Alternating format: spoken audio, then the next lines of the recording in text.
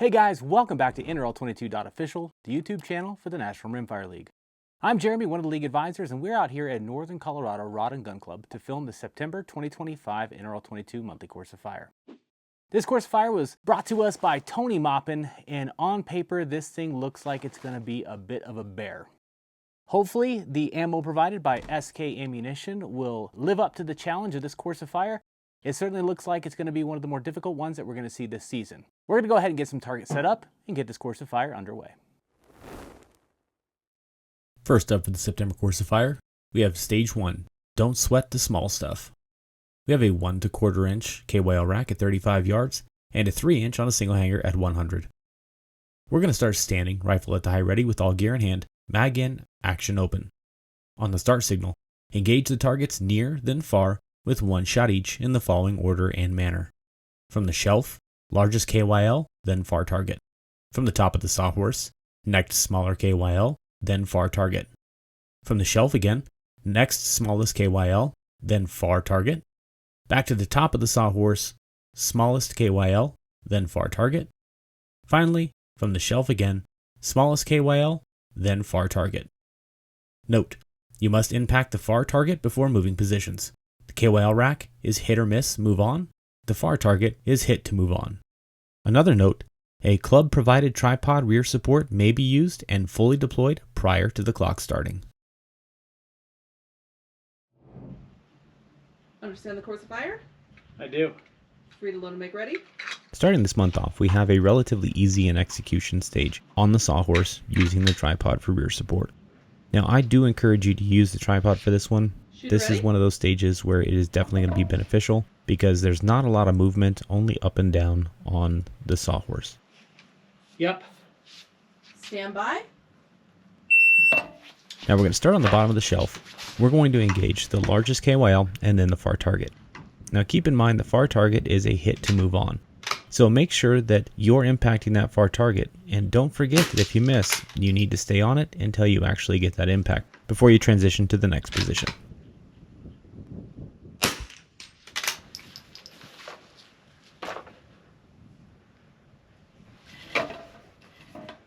Building into position on top of the sawhorse is where you're going to be most unstable.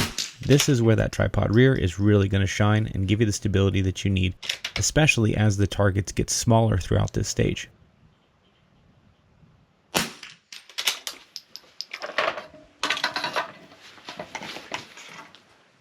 Something else worth noting in this stage is that parallax could definitely be an issue. So take your time, make sure you're getting your targets nice and focused with your parallax knob before attempting to make those difficult shots on those small targets.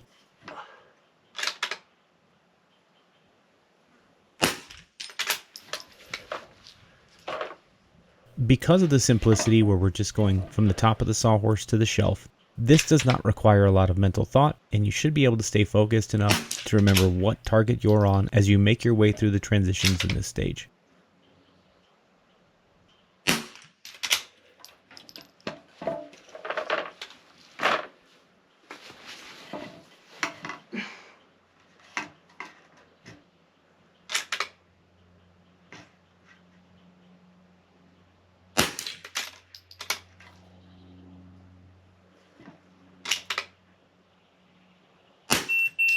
Let's go ahead and get into stage 2.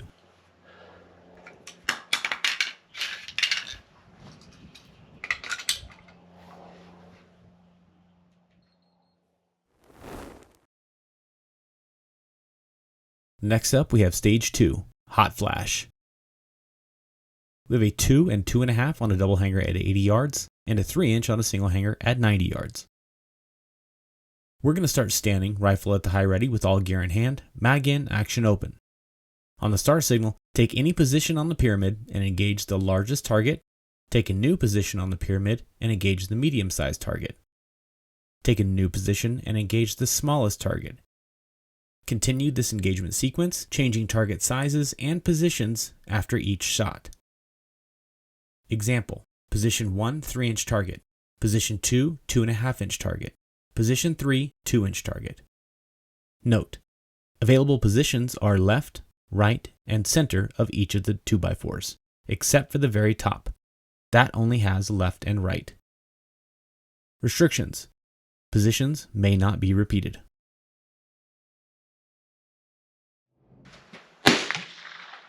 Understand the course of fire? I do. Good to load and make ready?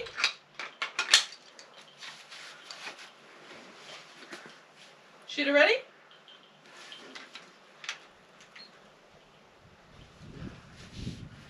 Yep. Stand by.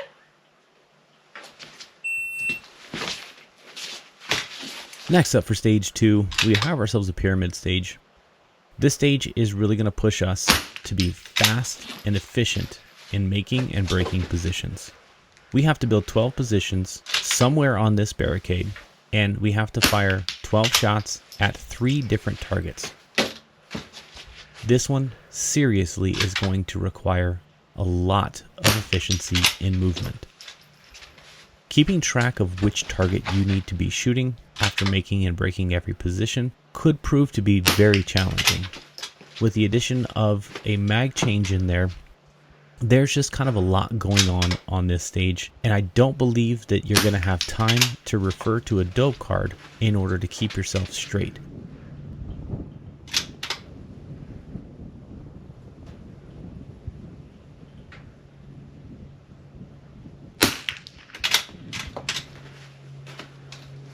So the lead up to this stage, it's going to be worth your time to really review and come up with a game plan on how to keep yourself straight as you make and break all these different 12 positions along this prop.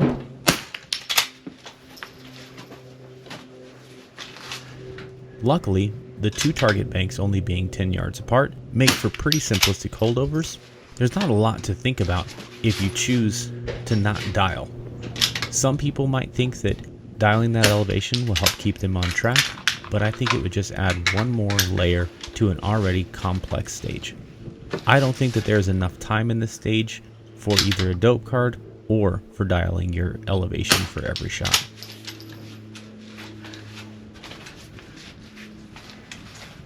That one definitely pushed our ability to build into position and break position effectively. Let's go ahead and get into stage 3.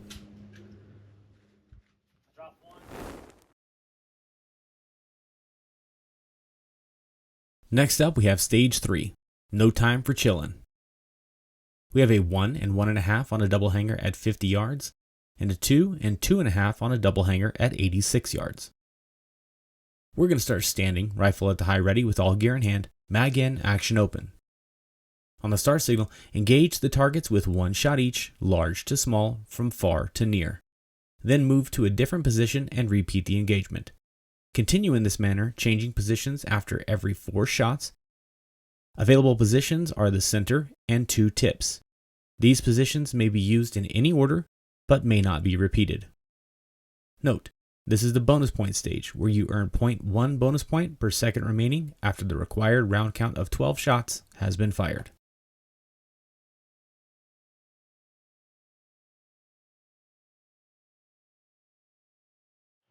Understand the course of fire? Yep, I do. Good to load and make ready? Okay. Shooter ready? I'm ready. Stand by. Next up, we have a tank trap stage. This stage is going to be pretty simple. We're going to build into 3 positions on the tank trap using the middle and the 2 tips nearest the competitor. Now, it does not call out specifically which order you need to shoot these positions in, so that does give us a little bit of freedom to decide how we want to approach this barricade. The way that I will always choose to shoot a tank trap, if given the option, is to shoot from the center first. That's going to give me my most stable position and my best chance at getting a good win call. The target engagement is pretty simple. It's large, small, far, and then large, small, near. And then we're just going to repeat that same sequence from the other 2 positions. Now typically I'll go to the left tip first and then move to the right, but that's just a personal preference. There is no real rhyme or reason to why I do that. You are more than welcome to choose to shoot the right tip first and then move to the left if that works better for you. Now, considering that the target engagement is pretty simple, we're just repeating the same engagement 3 times from the 3 different positions, I don't think a dope card is going to be necessary for this stage, and we should be able to get through this one pretty quickly. Let's go ahead and get into stage 4.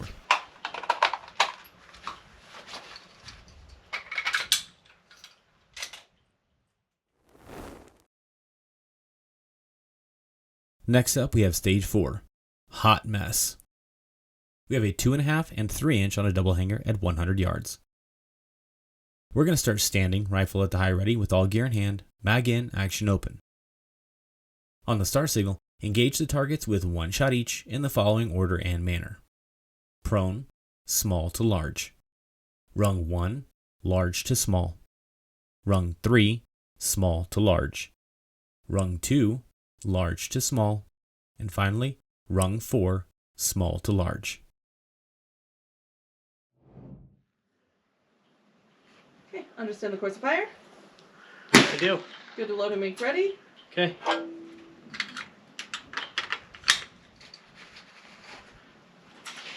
Next up, we've got ourselves a ladder stage, except this time it's got a little bit of a twist. Okay. Shooter ready? Almost. Yep, I'm ready. Stand by. We're going to start down in the prone position, so it's going to require a bipod. But we're going to have to make a decision when transitioning to the first position on the ladder. Do we ditch the bipod, or do we just move it out of the way? Personally, I chose to move it out of the way. What's going to get tricky about this particular stage is that we're not doing a sequential run on the rungs of the ladder. We're actually going to be kind of jumping around a little bit. And in doing so, we also have to keep track of the fact that we need to engage the targets a little differently every single time we change positions. So we'll start off shooting small then large, then we're going to build into our first position on the very bottom rung of the ladder, and we're going to engage large then small. Then we're going to transition to rung 3 and engage the targets small then large again. And we're going to repeat this change every time we transition to a different rung on the ladder. That is not terribly difficult to keep track of. Just remember that every time you change rungs, also flip your engagement sequence. I think it would be possible to get through the stage without the use of a dope card. However, if you feel like that would make the stage more simple for you, then go ahead and write that one out. I think you'll have plenty of time to review it while you're shooting through the stage.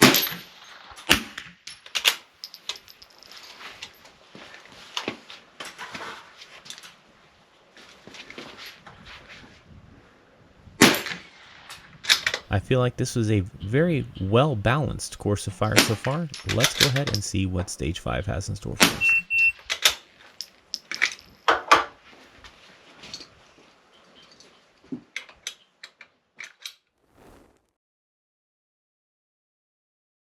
Wrapping up this month's course of fire, we have Stage 5. This one is a Scorcher.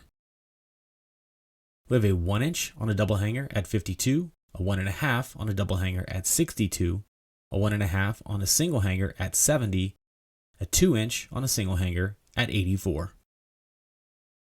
We're going to start standing, rifle at the high ready with all gear in hand, mag in, action open. On the start signal, engage the targets with 1 shot each in the following order and manner. From the center block, target 1, 2, 3. Transition to the 2-gallon bucket, target 4 and 1. Transition to the 5-gallon bucket, target 2, 3, 1. Transition to the tires, target 1 and 4. Okay. Understand the course of fire? Yep. Good to load and make ready?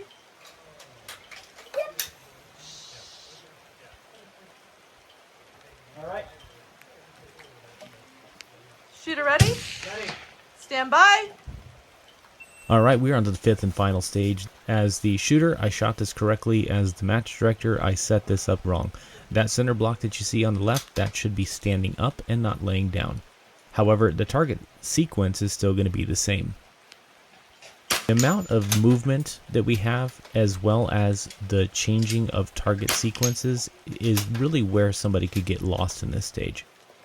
Having a well-written dope card, I think, is going to be an important element, and referring to that dope card throughout after every transition is what's going to keep you in sequence and on target as you make your way through this stage. First position is the center block. We break 3 shots. Then we're going to transition to the 2-gallon bucket. We're only going to break 2 shots there, 4 and 1. Then we're going to transition to the 5-gallon bucket, where we're going to break 3 shots again, except this time they're going to be in a very different order than they were the first time. And finally, we're going to transition over to the tires, which is that notoriously wobbly prop, where we're going to break the final 2 shots. Time management is not going to be a huge element in this stage because the transitions are purely just to the right, making your way from one prop to the next. That's not going to eat up a whole lot of time. However, knowing where those targets are, knowing what target you need to be shooting, keeping all that square in your mind is where it's going to be easy to get tripped up because there's a lot going on with the movement, and then there's also a lot going on with the different target engagements. So having a well-written dope card I think is going to be the key to success on this particular stage. Let's go ahead and wrap this one up. All right, guys. Well, that is a wrap for the September 2025 NRL22 Monthly Course of Fire. Thank you guys for being here. Thank you, Tony Maupin. That was a challenging course of fire, and it was kind of a nice balance and a nice change of pace. I certainly appreciate the time and effort you put into making that one for us. Thank you, Midwest Precision Shooting, for the target stands and targets you saw in today's video. If you like targets that simply do not fail, visit MidwestPrecisionShooting.com. Also, big thank you to SK Ammunition for providing the ammo in today's video. The ammo produced really, really good groups at those distances, and I'm really impressed with how it performed in that video. We're going to go ahead and pack up our stuff and get out of here before the storm blows in. But again, we appreciate you being here, and we hope to see you out on the range.